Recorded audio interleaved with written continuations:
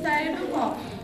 Prestem todos atenção, poema vou contar, uma história de ficção vivida com emoção.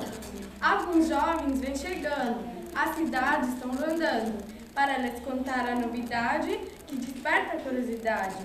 O objeto é um mistério, será que é um caso sério? Isso é o que vamos descobrir, para a casa dos avós vamos ir. A avó vem recebê-los, o avô nem vem vê-los. Ele está trabalhando no porão, tentando abrir um cofre grandão. A neta vai ajudar, o cachorrinho a atrapalhar. As chaves do cofre vai derrubar e os amigos vão juntar.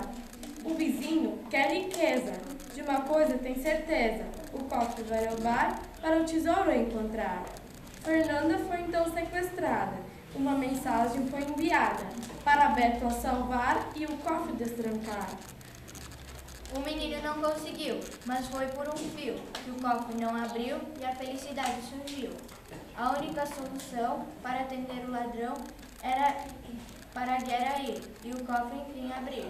Por caramulos passaram, um general salvaram, fogo em uma tenda colocaram e uns cavalos espantaram. Fernanda foi novamente capturada e uma cadeira amarrada pelos inimigos imperiais que não eram legais. Foram muitas as aventuras, foram muitas as loucuras, tudo por um cofre que não existia, pura imaginação e fantasia.